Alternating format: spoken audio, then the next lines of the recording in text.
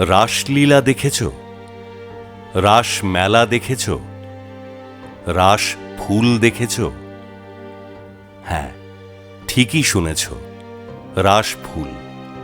বাংলার সমতলে সরস মাটিতে প্রচুর ফোটে এই ফুল। ঝোপাকৃতি গাছ ভরে ওঠে সাদা ও বেগুনি রঙের ফুলে। অনাদৃত এই ফুলের বৈজ্ঞানিক নাম বার্লেরিয়া ক্রিস্টাটা। তা রাসের সঙ্গে ফুলের সম্পর্ক কি হে? না, তেমন কোনো সম্পর্ক নেই। অগ্রহায়ণে শ্রীকৃষ্ণের রাস উৎসব হয়। সহস্র গোপিনীর সঙ্গে শ্রীকৃষ্ণের নেত্য গীতের উৎসবকেই রাস উৎসব, রাস নৃত্য বা রাসলীলা বলা হয়। শৈত্য থেকে বাঁচতেই কি কেষ্টর সহস্র গোপিনীর উষ্ণ সঙ্গ দরকার হয়েছিল?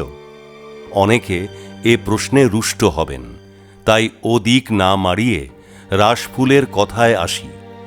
রাস উৎসবের সময় মানে হিমেল বাতাস বইতে শুরু করলে এই ফুল ফোটে, তাই এর নাম রাসফুল। উৎসব বা নৃত্যের নামের ফুলের নামকরণ। আহা, এই রাস ফুলের সংস্কৃত নাম কুরুন্টক।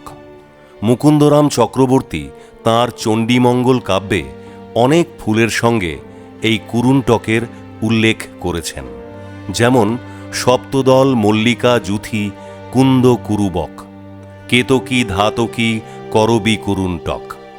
ভারত ছাড়াও বাংলাদেশ, চীন, মায়ানমার, নেপাল, ফিলিপাইন্স ইত্যাদি দেশেও পাওয়া যায় এই ফুল। ফিজিতে এই ফুলের নাম টমবিথি।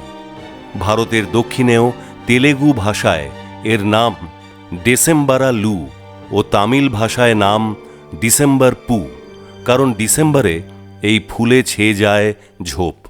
থাইল্যান্ডে এই রাস ফুল ঔষধি গাছ হিসেবে পরিচিত। এই গাছ থেকে রক্ত পরিশোধক তৈরি হয়। বেগুনি রাসফুল আগেও দেখেছি অনেক, তখন নাম জানতাম না। আজ আবিষ্কার করলাম আমাদের বাগান আলো করে সাদা রাস ফুল ফুটেছে। তাই এই সকালে এক রাস ফুল নিবেদন করে আপনাদের সকলকে জানাই সুপ্রভাত।